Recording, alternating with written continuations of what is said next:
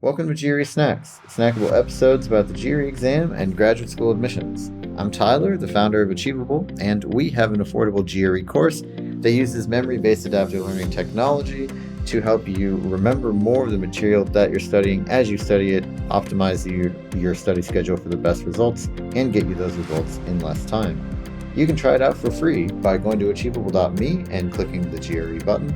And if you like it, use the code podcast to get 10% off. Now, let's get started. Today, we've got Candy Lee LaBalle from LaBalle Admissions, LaBalle Admissions. And we're going to go over how to apply to an MBA program with a whole step-by-step walkthrough. But first, Candy, if you could just quickly tell us a little bit about yourself and your company, that'd be great. Oh, thank you so much. Yes, it's Candy Lee LaBalle of LaBalle Admissions.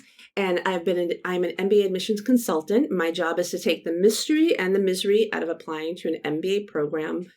I've probably worked with over 600 to 700, I haven't counted in a while, people over the years who've gone on to every business school you can imagine. And it gives me a lot of joy to help people through this complicated process, because once you get into an MBA program, it's so transformational. The things that will happen in your life post MBA are very impressive, and it makes me happy to help people on that journey. So I'm excited to talk to you today about how to apply. Yeah. And I mean, first, I guess just a little background, right? What are sort of I don't want to say table stakes, right? Because everybody's different. And we just talked in a different recording about how, you could be an artist, and there shouldn't necessarily be a one size fits all profile. And there's probably some stuff. You're applying to an MBA program. You're not applying to a graduate school program. There are some things that you should probably have either somewhere on your resume, or you should at least know that you don't have this, and it's something that maybe is going to be a question mark for an admissions officer, right? Well, yeah, I guess you're talking about sort of what is the background? What kind of background do you have? And so an MBA is what we call a post-experience degree, whereas a lot of graduate programs are pre-experience. So you study psychology and you get your undergrad and you go right into your master's pre-experience before you've actually worked as a psychologist. So MBA, it's you graduate from your degree, whatever it might be, you go work for 3, 4, 6 years, and then you apply. So it's called the post experience. So in order to apply, you have to have work experience. That's kind of fundamental, right? But it's not just any type of work experience. So yes, it's open to any type of profile, whether you're an artist, whether you're a consultant, you're a banker, you're a constructor. But within that work experience, you have to have certain things that make sense for an MBA. An MBA it's a degree in business, Master's of Business Administration. The goal is to build the business leaders of the future. So they are looking for people with leadership. So whatever it is that you're working in, whatever job that you're doing, hopefully you're someone who's got, I like to call it habit of leadership, which is a phrase that comes from Harvard Business School. They say they're looking for people with a habit of leadership.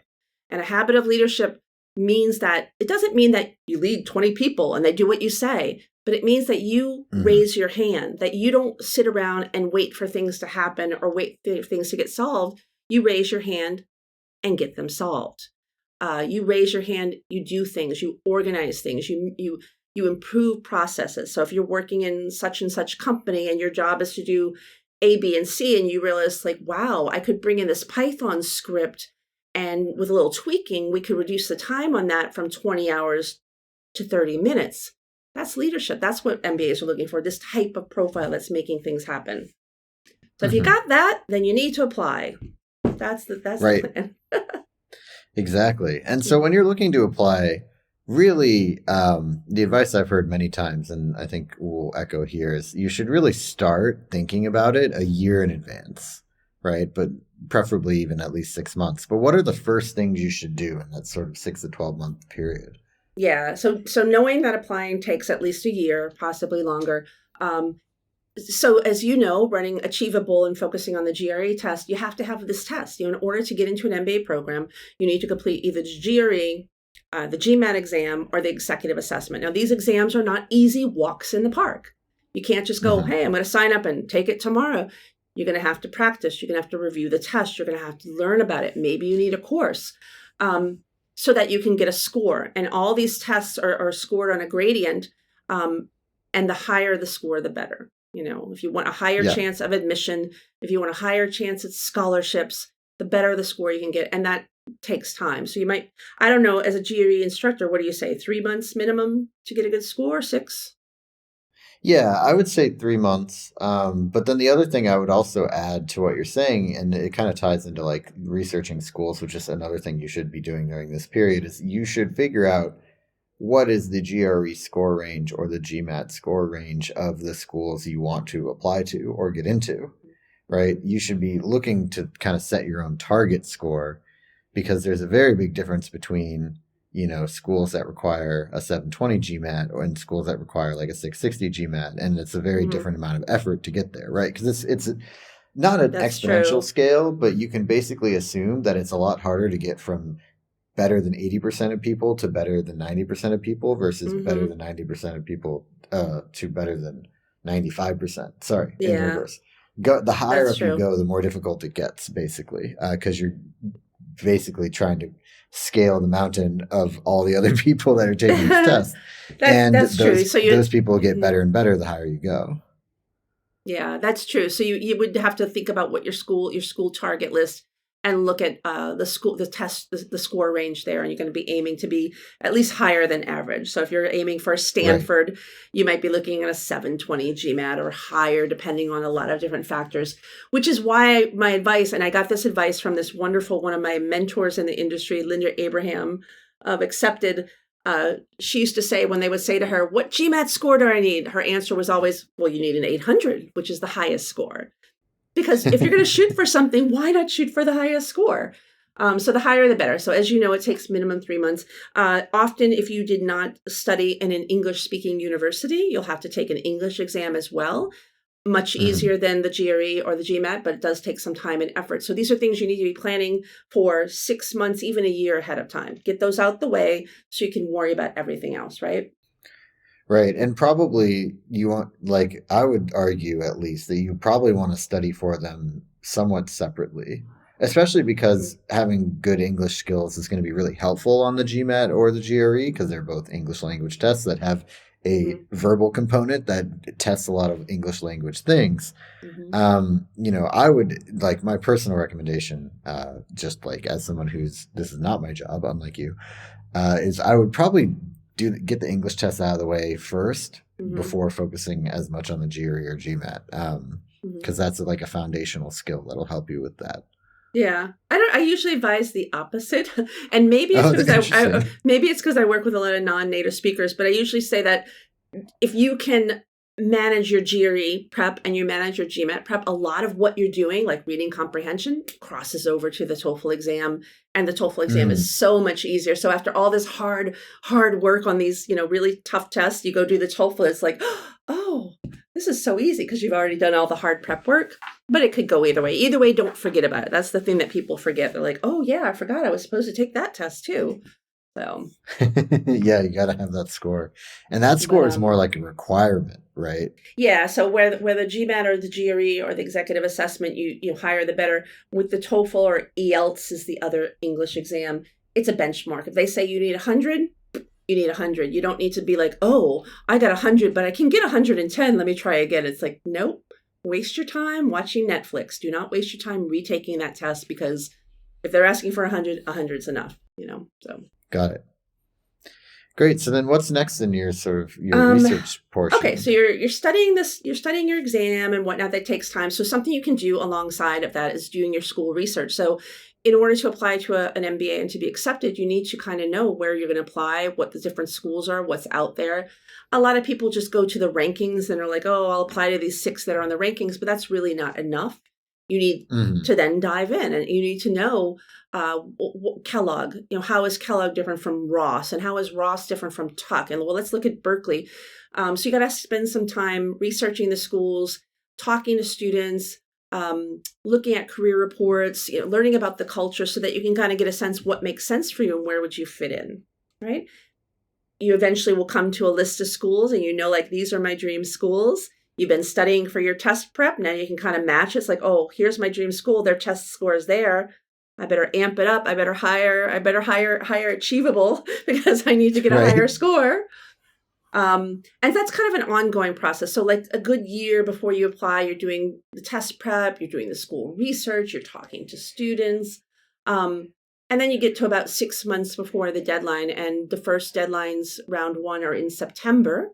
So usually about February, March, April, you can start actually actively moving on your application. And there's different steps. So one is your resume. You have to update your resume. Um, and an MBA resume is not the same as a job resume. So a job resume might have an objective. If you work as an aviation engineer, it might have tons of jargon about wind thrust and percentiles and all this stuff. And that's lovely, but it's not going to mean anything to an admissions person.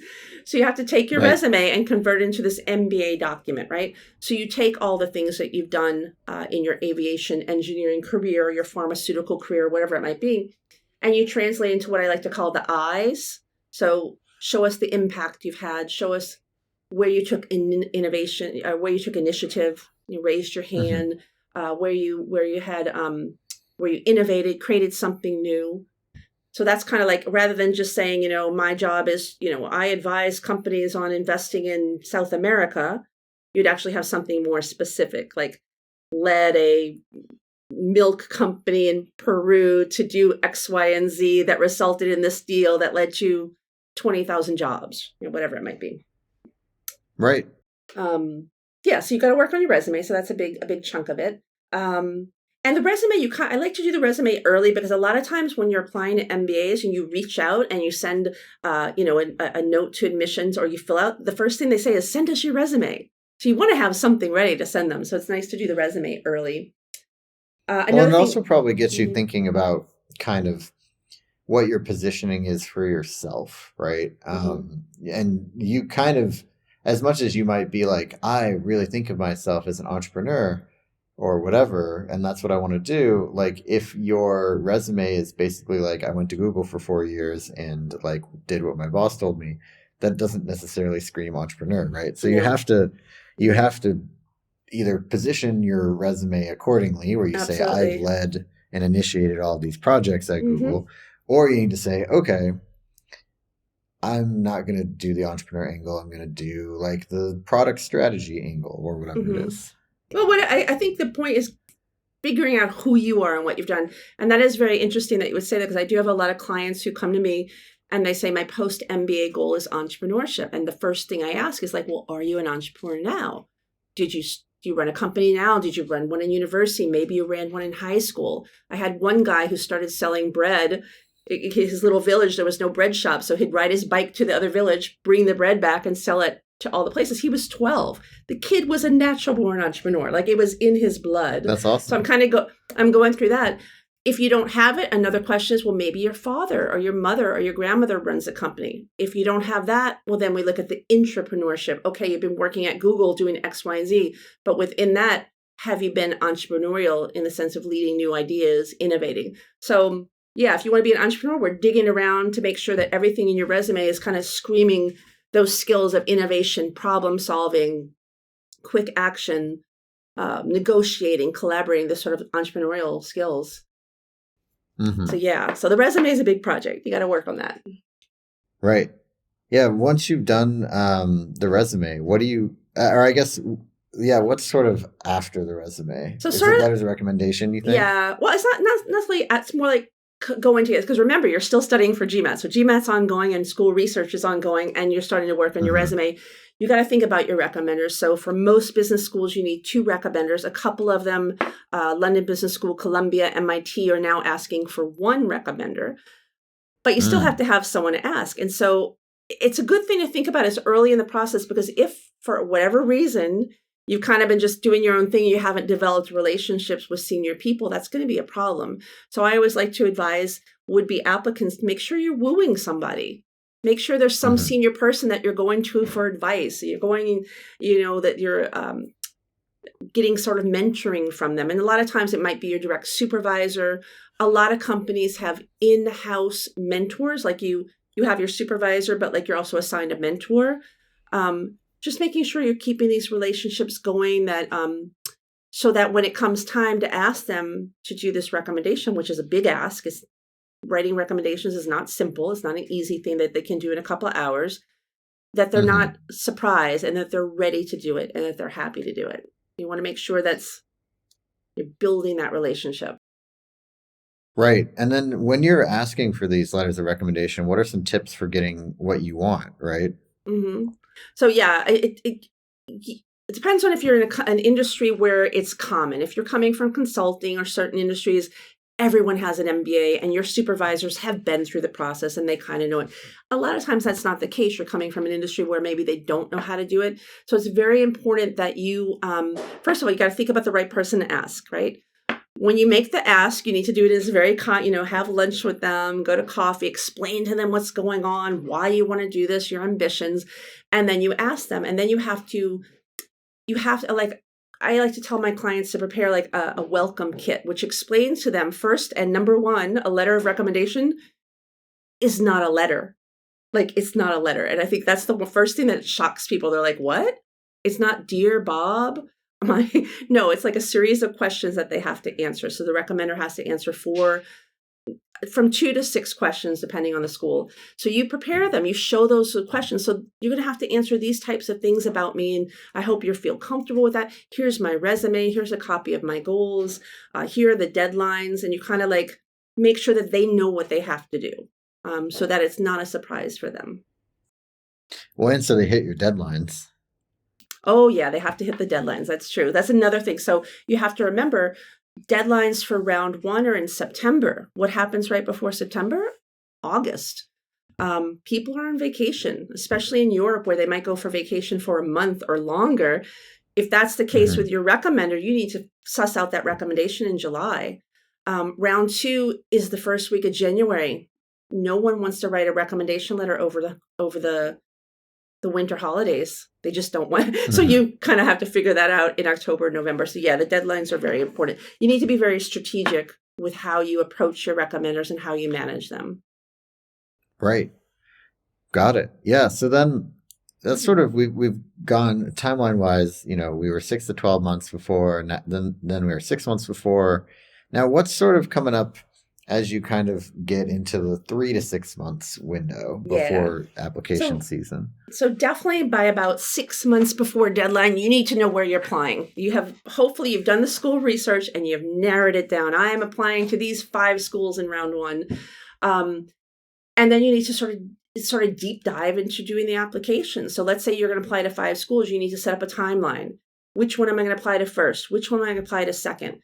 Okay, I'm going to apply to Columbia first. Wonderful. Columbia's essays are this, this, and this. So you start working on those essays. And Columbia has a very big goals essay, which is one reason it's nice to do Columbia first, because that goals essay becomes a foundation for so many other schools. So about 6 months out, you've got your school list. You're starting on that first set of essays, not deep diving yet because there's still some time. But you're starting to get everything organized. You open the application form. You're working on the data form. I feel like I should say dun, dun, dun, dun, data form, because this is a part that everyone forgets about. They're like, oh, the essays.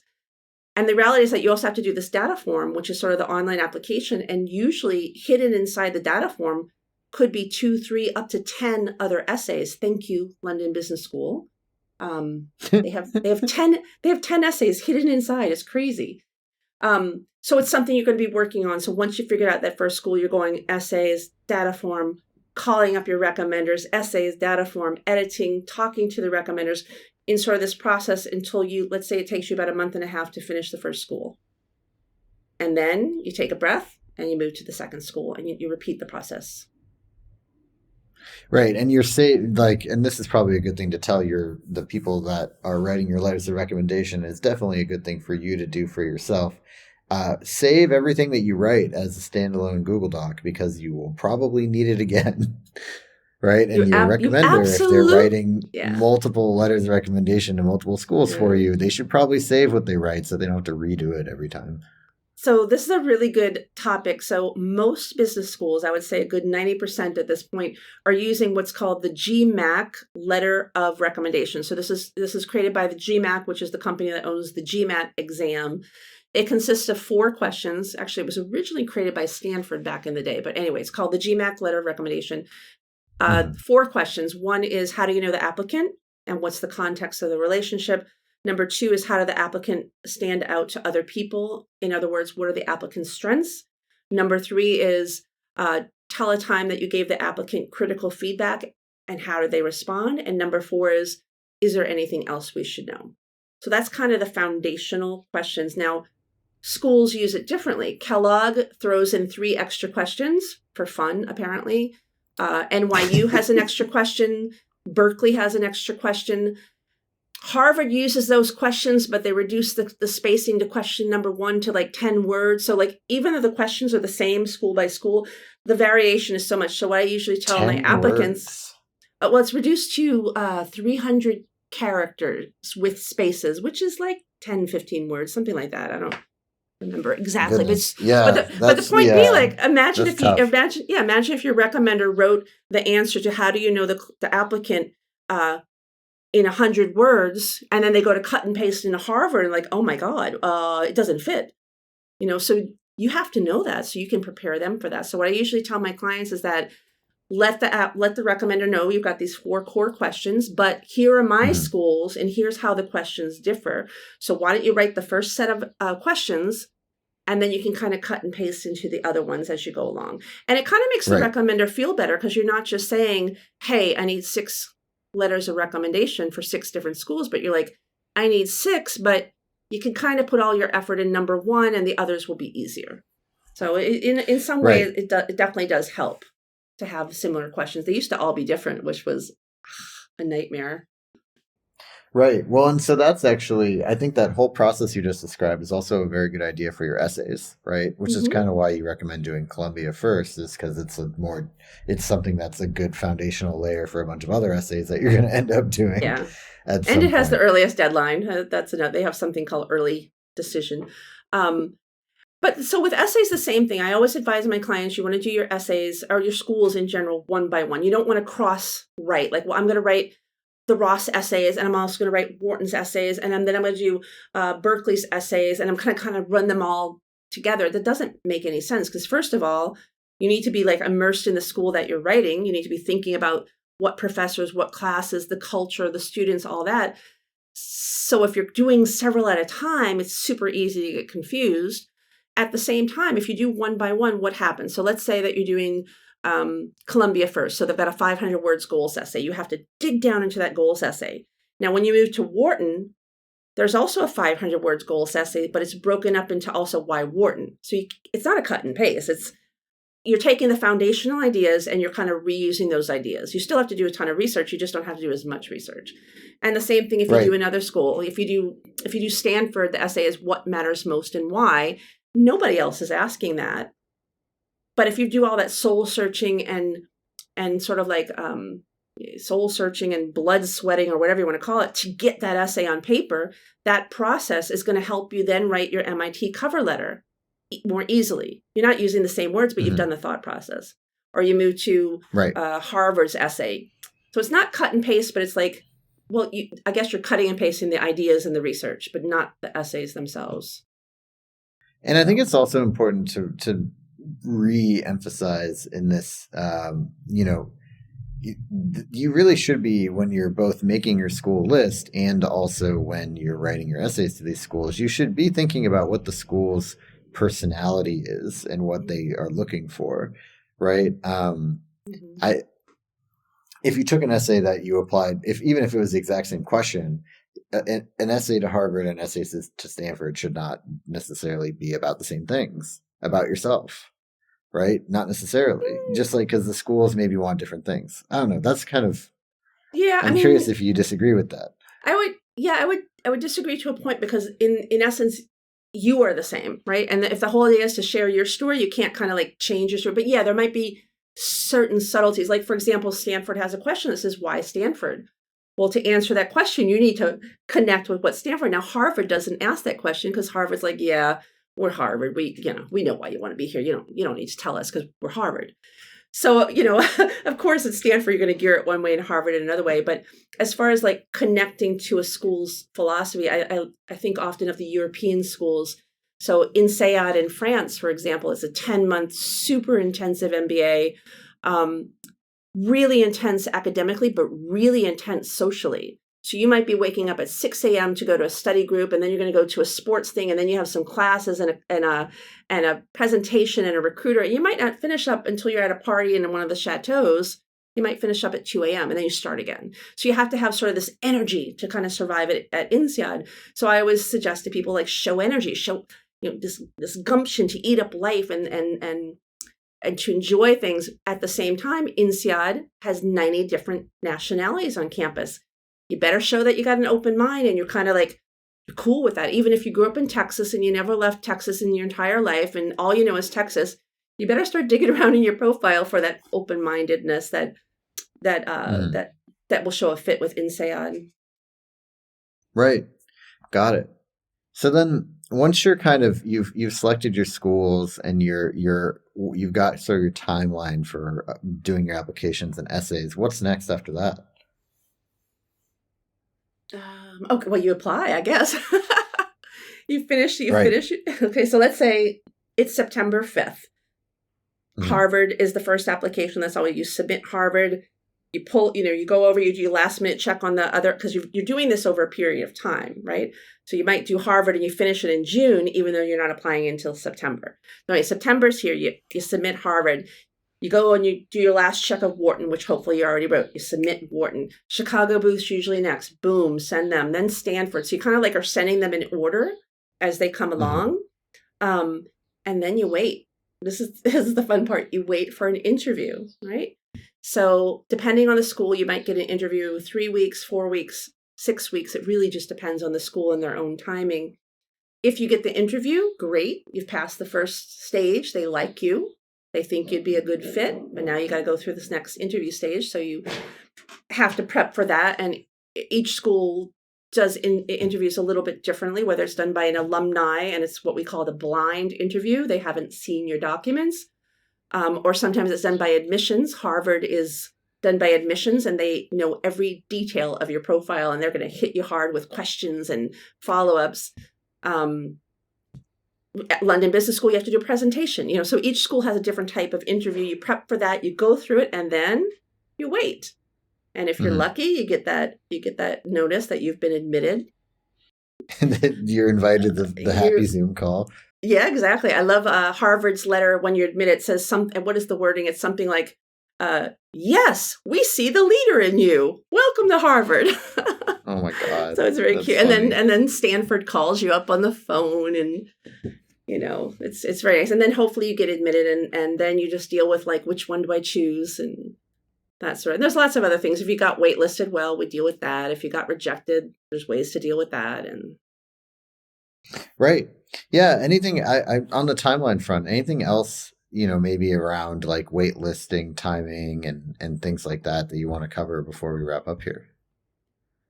So waitlisting is happening now. In fact, I just made a post. I wrote a post today about waitlisting because now we're recording this in late March 2023. Okay, we're March. So right now is March, which means So March, it means that decisions are coming out for round 2, and waitlist is coming out for round 2. Now, waitlist for round 2 means that you might not know if you're in or out until July. So now waitlist means wait. There's a really long, and depending on the school, you have different things you can do. Some schools will say, send us an update. Some schools, the really jerky schools who are just, evil, will say, send us a new essay and some new videos. And you're like, why do I have to do that? Other schools just say, sit back and wait, which also is its own level of torture.